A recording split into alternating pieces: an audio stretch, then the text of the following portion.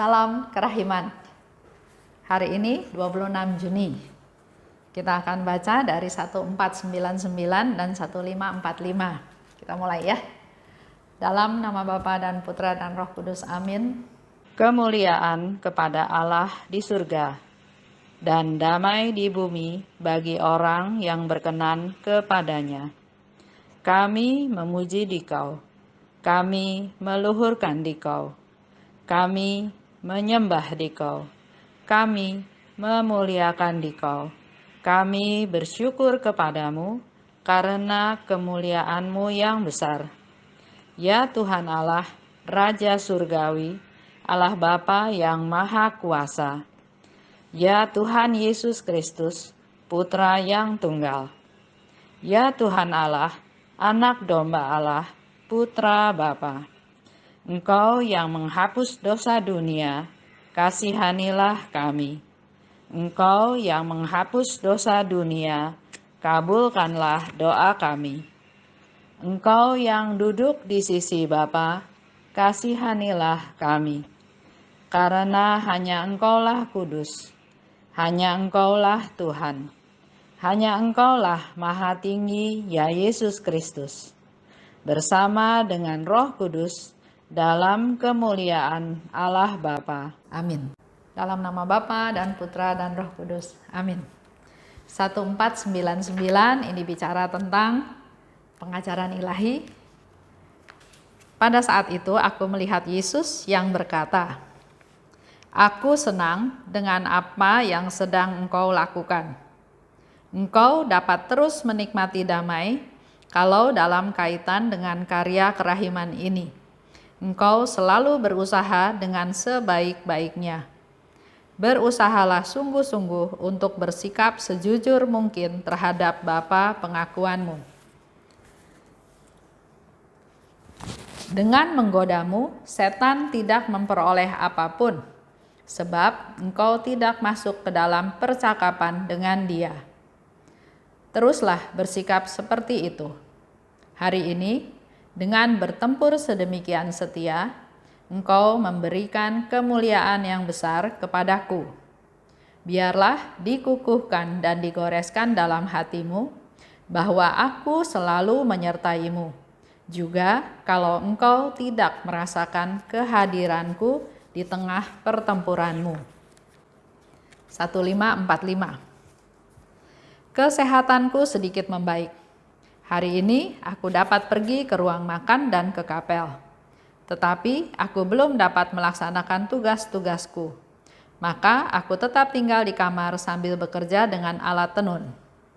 Aku sangat menikmati pekerjaan ini. Memang pekerjaan ini sangat ringan. Tetapi dalam waktu singkat aku sudah merasa letih. Aku merasakan betapa lemahnya diriku.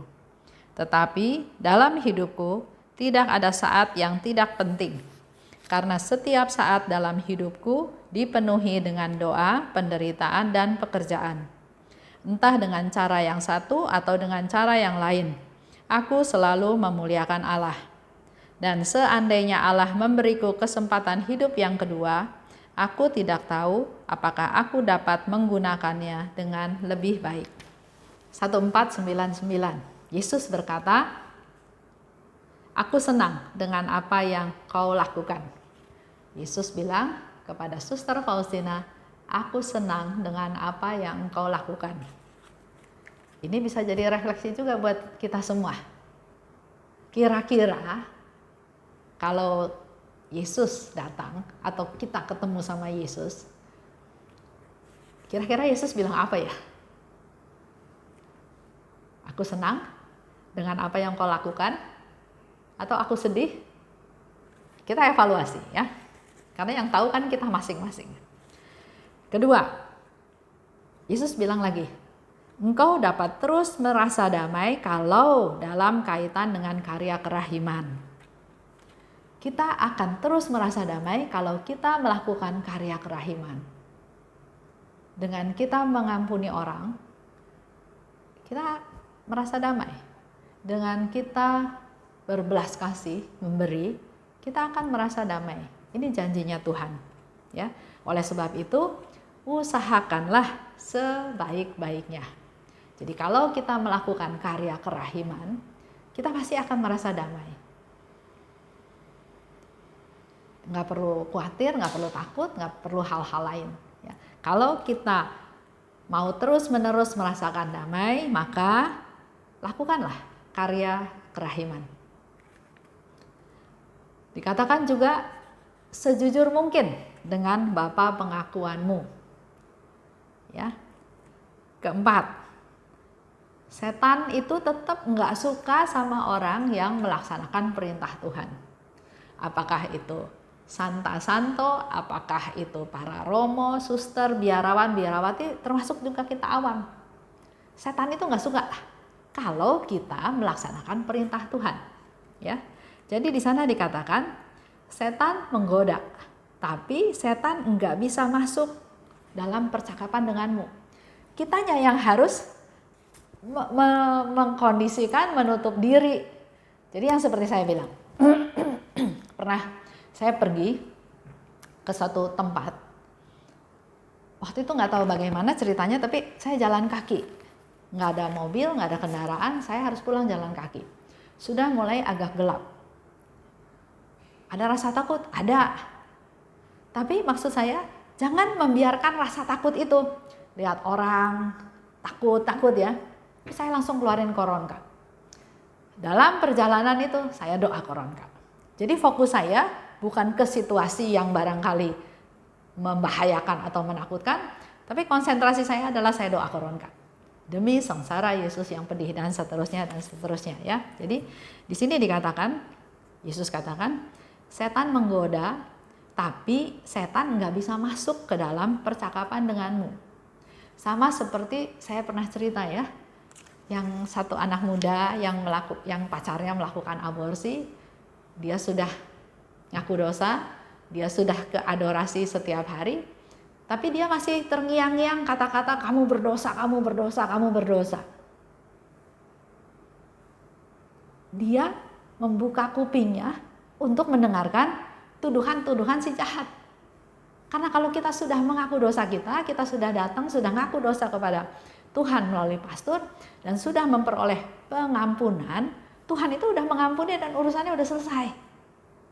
Tapi kalau kamu berdosa, artinya kita membuka telinga kita, membuka percakapan kita sendiri nggak yakin, sehingga kata-kata setan itu masuk seperti seolah-olah kata-katanya Tuhan.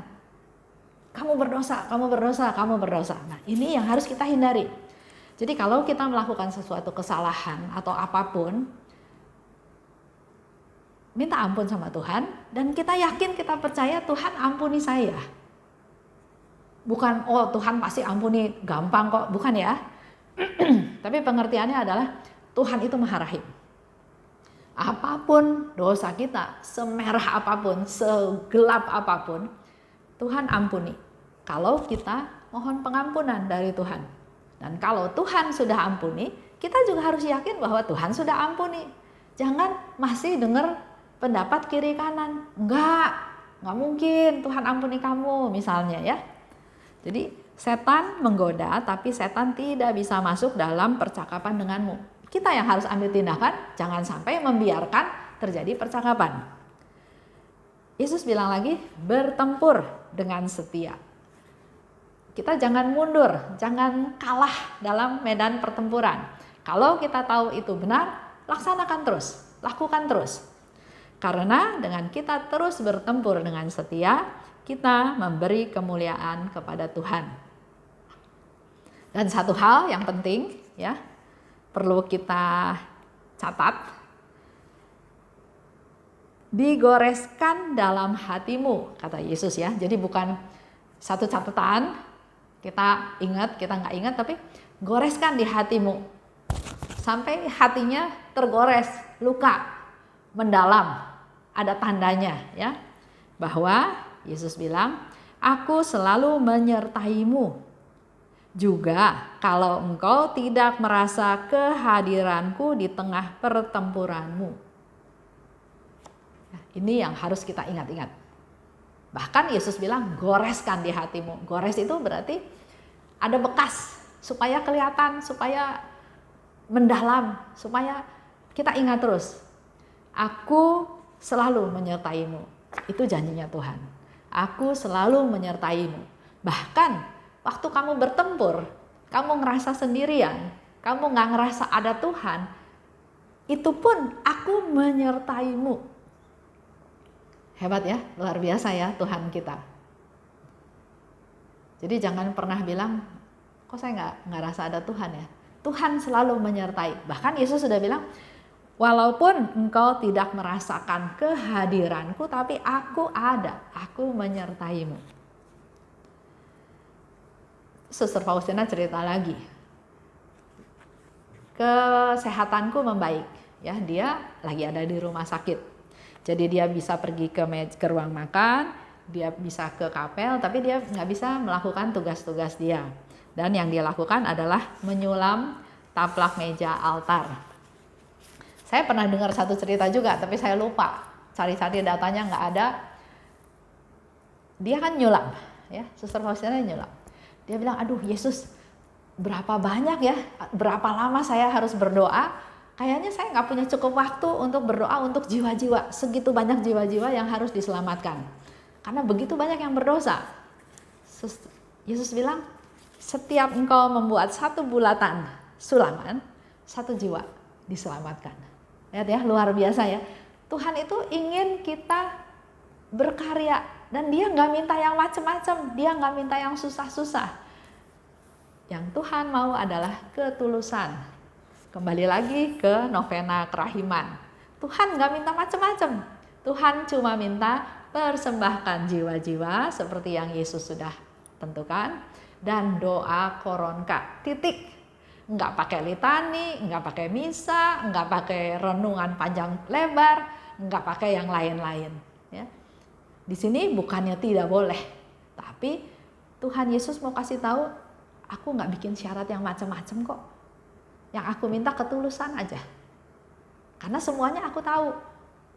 Sehingga dia katakan, satu sulaman aja, satu jiwa diselamatkan. Dan jadinya Suster Faustina makin rajin. Karena dia percaya sama Tuhan, setiap satu lingkaran, satu jiwa selamat. Di situ Suster Faustina bilang lagi, aku merasakan betapa lemahnya diriku. Tapi dalam hidupku tidak ada saat yang tidak penting. Karena setiap saat hidupku dipenuhi dengan doa, dengan penderitaan, menjadi silih untuk orang lain, dan dengan pekerjaan. Tetap dia bertanggung jawab terhadap pekerjaan yang harus dia lakukan. Doa, penderitaan, dan pekerjaan. Dan itu semua tidak ada yang tidak penting. Karena dikatakan semuanya aku lakukan untuk memuliakan Tuhan. Kita refleksi ke diri kita. Khususnya lagi zaman COVID-19 ini. Apakah kita menyia-nyiakan hidup kita?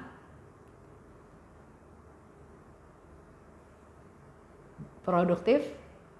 Atau tidak produktif, atau malah mengeluh karena produktif tidak produktif hitungannya uang. Coba lihat seperti Suster Faustina, dia berdoa, dia menderita, dan dia melakukan pekerjaan. 3 hal ini semuanya bisa kita lakukan. Baik, saya tutup dengan doa penutup ya. Dalam nama Bapa dan Putra dan Roh Kudus, amin. Terima kasih Tuhan atas kasih karunia-Mu. Hari ini kami juga menjadi semakin sadar akan apa sebetulnya yang perlu kami lakukan. Engkau tidak minta yang macam-macam, Engkau minta hal-hal yang sangat sederhana saja dalam hidup ini. Semuanya didasarkan dengan kemurnian, dengan ketulusan. Dan kami juga belajar dari Suster Faustina, di dalam hidupnya tidak ada satu saat pun yang dia sia-siakan. Semuanya diisi dengan doa, dengan penderitaan, dan dengan pekerjaan. Mampukan kami juga Tuhan untuk bisa melakukan 3 hal tersebut bukan hal yang sulit yang tidak bisa kami lakukan. Kami dapat berdoa, kami dapat ikut menderita, berdoa menjadi silih untuk mereka yang membutuhkan doa-doa kami. Kami juga menderita bila memang hal itu Engkau izinkan terjadi untuk menjadi silih atas dosa kami dan dosa orang-orang di sekitar kami. Dengan penderitaan juga Engkau memurnikan hati kami Tuhan, dan juga Engkau beri kami kesempatan untuk tetap bekerja dengan sebaik-baiknya. Terima kasih Bapa, dalam nama Putra-Mu kami berdoa dan bersyukur. Amin. Dalam nama Bapa dan Putra dan Roh Kudus. Amin. Salam kerahiman.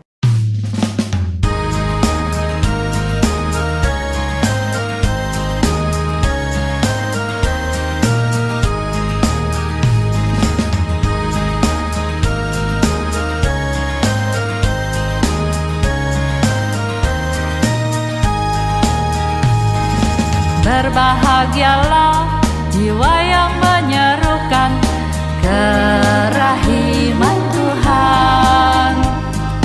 Jiwa itu akan dibela oleh Tuhan sebagai kemuliaan-Nya.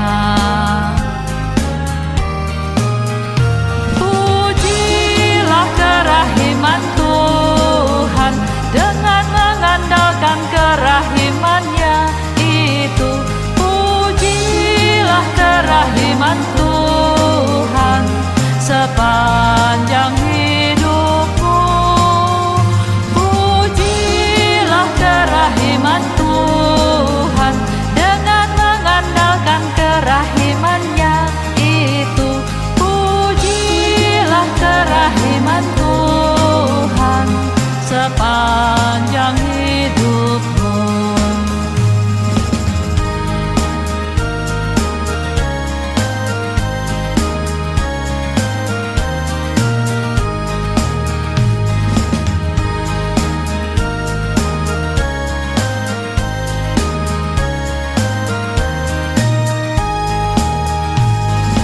Berbahagialah jiwa yang menyerukan kerahiman Tuhan.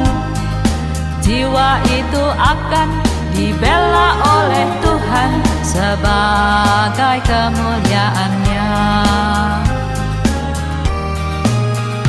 Pujilah kerahiman Tuhan dengan mengandalkan kerahiman-Nya itu. Pujilah kerahiman Tuhan sepanjang hidupmu. Pujilah kerahiman Tuhan dengan mengandalkan kerahiman-Nya itu. Pujilah kerahiman Tuhan sepanjang hidupmu. Pujilah kerahiman Tuhan dengan mengandalkan kerahiman-Nya itu. Pujilah kerahiman Tuhan sepanjang hidupmu. Pujilah kerahiman Tuhan dengan mengandalkan kerahiman-Nya itu. Pujilah kerahiman Tuhan sepanjang hidupmu. Sepanjang